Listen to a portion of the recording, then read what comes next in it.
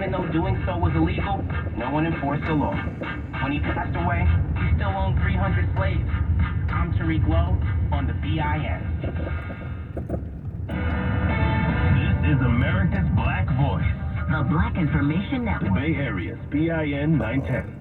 I'm Natasha Williams on your home for 24/7 news, San Francisco's BIN 910. San Francisco's Mayor London Breed is ready to take her battle about the homeless on the streets of San Francisco all the way to the Supreme Court. This as she attempts to clean up the city streets. During a protest outside the Federal Court of Appeals, Breed said the conditions in encampments are not humane.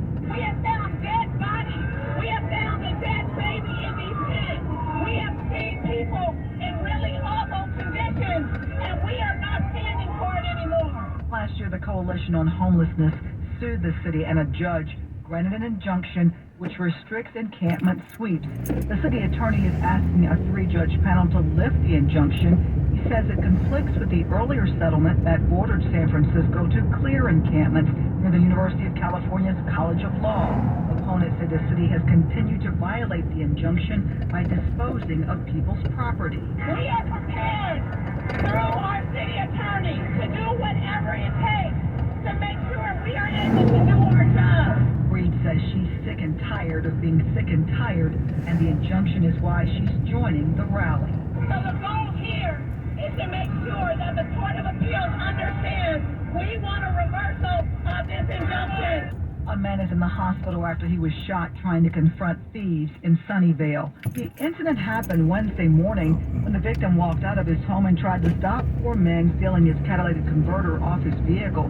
Authorities say one of the suspects pulled out a gun and fired multiple rounds, hitting the victim in the leg. He's expected to survive. The suspects fled the scene and remain on the run. The controversial Twitter account that belongs to the suspect of a possible hate crime does not violate the company's terms of use. Police recently named a suspect in a California killing during which he yelled slurs at a business owner about the store's pride flag before fatally shooting her. He was killed in a police shootout just hours later. The Twitter account belonging to that man had years worth of homophobic and anti-LGBT messages. It remains public, and the company has stated it did not break any safety policies. Twitter owner Elon Musk has drawn heat for criticizing the site's regulation on hate speech, removing a policy protecting transgender users from harassment, and liking a post with a picture of a burning pride flag. An IKEA in downtown San Francisco is officially open in an area that is struggling with safety and security. An IKEA manager says their store is unique. This is a city store format, a different 3 levels, much more smaller, and everything designed for the San Franciscans for the city living. He also says it will address safety concerns by hiring loss prevention and security workers. And that's a look at what's going on in the Bay Area. For more on these stories and international, national, state, and local news affecting the Black community, listen to the Black Information Network on the iHeartRadio app. I'm Natasha Williams on your home for 24/7 news, San Francisco's BIN 910. Looking for ways to support your community? 51% of all food programs in the Feeding America network are volunteer-run. Learn more about how you can play an important role in ending hunger at feedingamerica.org. The biggest Black news every 30 minutes. The Black Bay Area's BIN 910. Bank of America Corporation is proud to be a founding partner who shares and supports the mission of the Black Information Network. Cora Mae Brown made history in 1952 by becoming the first Black woman elected to the Michigan State Senate. Born in 1914 in Alabama, Cora Mae Brown attended Fisk University, where she was mentored by notable Black sociologist E. Franklin Frazier. She earned her law degree from Wayne State University in 1948. After college, Brown found work in Detroit as a social worker with the Women's Division of the Detroit Police Department. It was here that she developed an interest in politics, and with the support of key public figures in Detroit, she successfully ran and won the Michigan State Senate race. She held the Senate seat for 2 terms until 1956, and later became the General Counsel for the U.S. Post Office. She retired after the post, ending a successful political and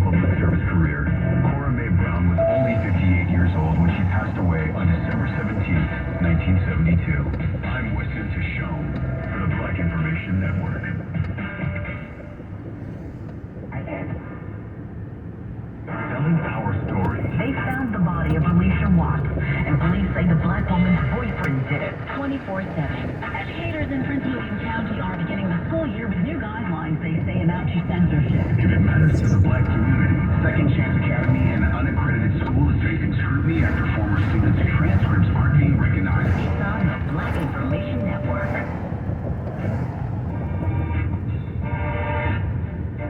The Bay Area's BIN 910 and on the iHeartRadio app.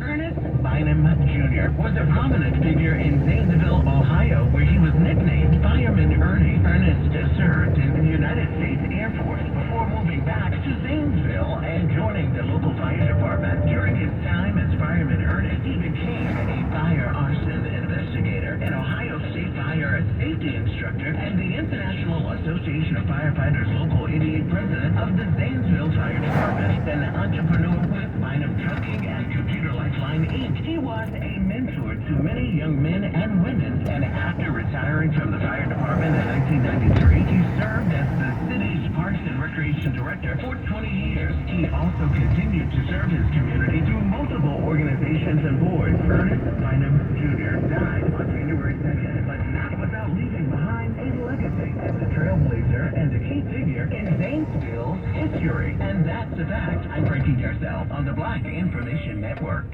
From news tips to general feedback, we'd like to hear from you. Call the Black Information Network hotline at 855-500-9BIN. The opinions, beliefs, and viewpoints expressed in this commentary are those of the author and do not necessarily represent those of BIN and its founding partners and employees. I'm James C. Harris, and I have something to say. President Biden's attachment to his Corvette seems unbreakable. He's always sharing stories about it. Remember that time when Joe Biden almost got his Corvette burnt up in the fire? Thankfully, sensitive documents weren't in harm's way during the incident. Here's the scoop. Lightning struck Senator Joseph Biden's home, sparking a small fire contained to the kitchen. Biden's fire caused no injuries. The blaze started during the storm that brought floods to Pennsylvania and power outages in Delaware.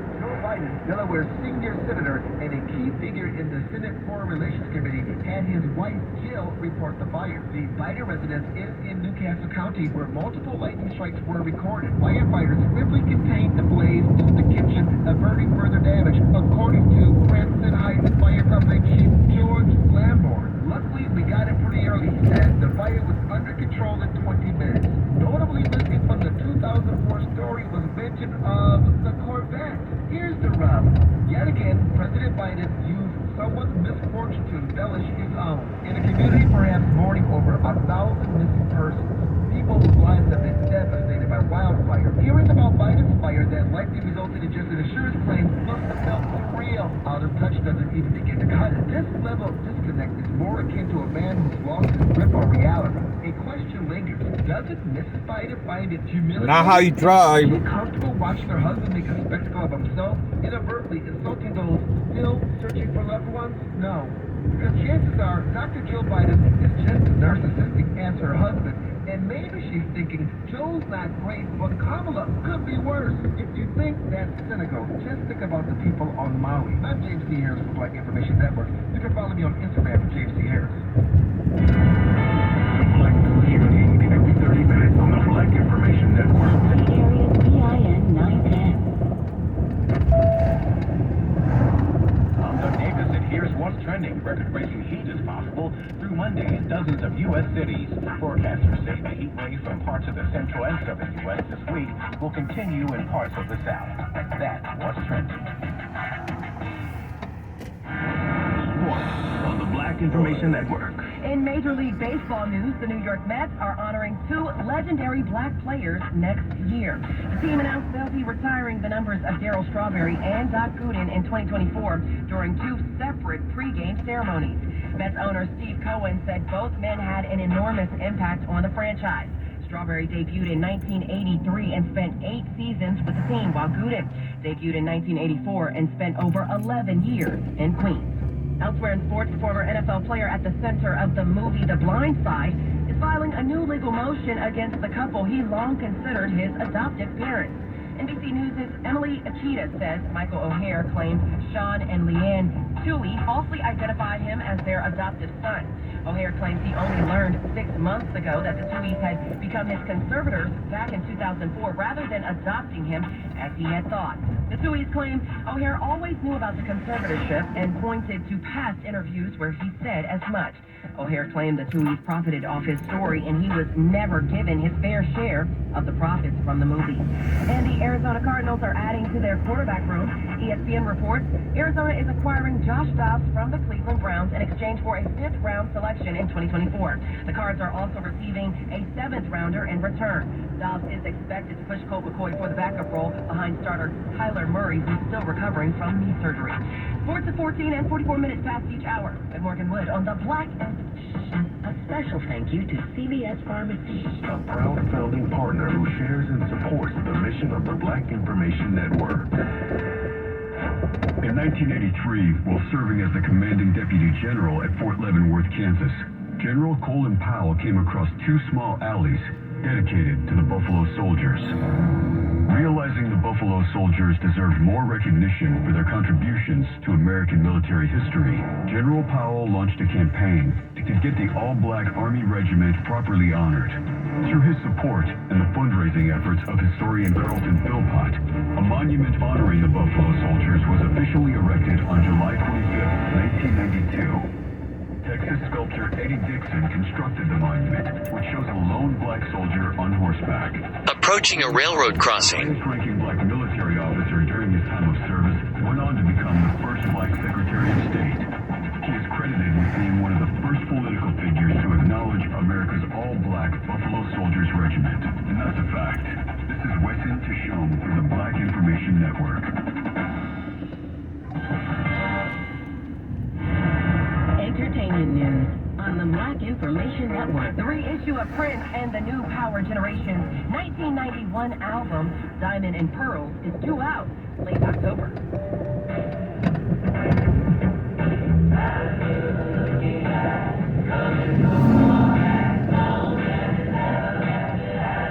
The reissue features a 120-page book, 2 hours of concert footage, and 47 unreleased tracks, including B-sides, remixes, and demos. The unreleased song, Alice Through the Looking Glass, accompanied the announcement. The 7 CD or 12 LP package is scheduled for an October 27th release. Elsewhere in entertainment news, Jermaine Dupri is celebrating the 30th anniversary of his record label, So Def Recording.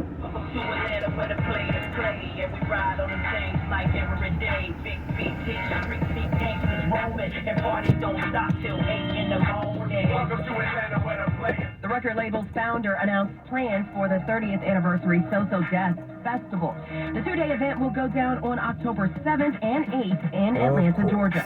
The lineup includes the label's artists like Youngblood, The Brat, Jagged Edge, and Anthony Hamilton. More artists will be announced in the coming months. Tickets for the 30th anniversary So Def Festival are on sale now. With the latest in entertainment at 17 and 47 minutes past each hour, and Morgan Wood on the Black Information Network. Does race really exist, or did we create it? Listen to the thought-provoking episode of Spit, iHeartRadio's podcast with 23andMe, where they explore how understanding your DNA changes how we think about ourselves and the world. Host Baratunde Thurston sits down with Wyclef Jean and Professor Alvin Tillery to discuss how people view the connections between genetics and race. When I integrated my bus stop in New Jersey in 1980, some high school kids decided that they were going to hang me in a tree and kill me at 9 years old. And thank God the bus driver was on time and cut me down, and I made it, and that's why I do this work every day. So my dad always told me, don't forget, you are a descendant of 1804, Toussaint Louverture. So this was like how I was brought up, with a very fearless attitude. Listen to the full episode of Spit with 23andMe in the iHeartRadio app or wherever you listen to podcasts. The news you won't hear anywhere else. Except the Black Information Network. I'm John Marshall. And I'm Bree Wood on your home for 24/7 News, the Black Information Network. The family of destiny. Oh, boy.